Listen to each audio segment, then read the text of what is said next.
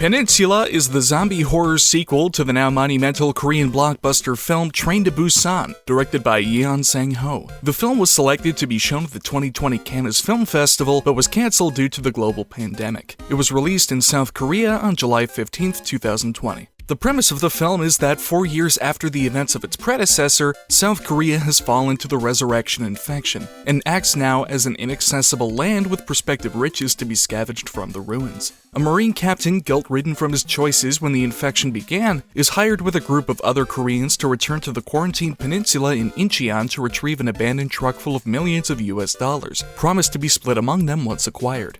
This film is honestly a fantastic product. Let me disclose that to begin with. Train to Busan sets a high standard, and while Peninsula falls short in multiple facets in comparison, I personally believe that it serves as an equal successor in its own right. Carrying the torch from Busan, the cinematography and choreography in Peninsula is simply unparalleled. The zombie actors are noticeably coached exceptionally, capturing the twitchiness and animalistic nature of precisely the kind of creature the series has strived to deliver. Several scenes are captured perfectly, the shots shaking expertly to catch every necessary angle without cutting away from the action until it's well warranted. These two components to the film complement each other in an astonishingly impressive manner. I honestly do wonder if they may be the greatest demonstrations of these fields that I've seen cinematically. The soundtrack, as well as many other facets to this piece, does vary. There are some scenes where it's relatively unfitting or scarcely even noticeable. However, for the emotional scenes that do populate the runtime of the film, the score delivered is extremely powerful. Coupled with the presentation of these scenes themselves, the ultimate product is exceptionally moving.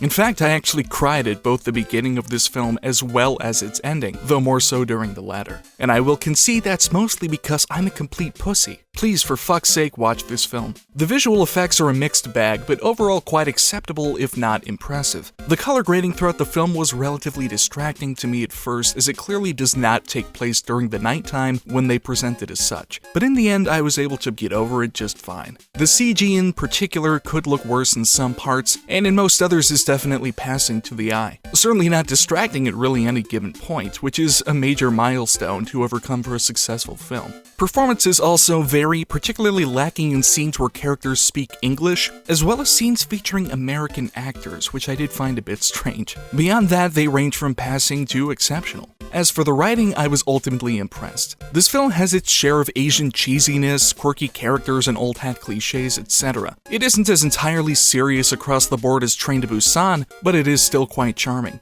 The story itself is fairly predictable, lent from its share of other iconic zombie works, but I can't say that I became disengaged at really any point. And there are of course plenty of original aspects to boot. There were also multiple instances of unpredictable reincorporation, which I found largely impressive. The dialogue is generally neutral, mediocre at times, and overall not terribly impressive. Not distractingly so, and there are exchanges that are executed quite well, but certainly not a piece of the product that especially sticks out. I did, though, for the record, find myself very attached to characters as the film progressed, and I'll be honest, that doesn't always happen, at least not for me. I was excited to watch Peninsula from the get-go. I absolutely adored Train to Busan, and I didn't expect an equal sequel by any means. I was a bit nervous in the beginning, some parts incited wonder as to whether I may be disappointed or not, but ultimately I was supremely satisfied with this film. It has its flaws, but it delivers what it needs to, and more. And fuck, it does it well.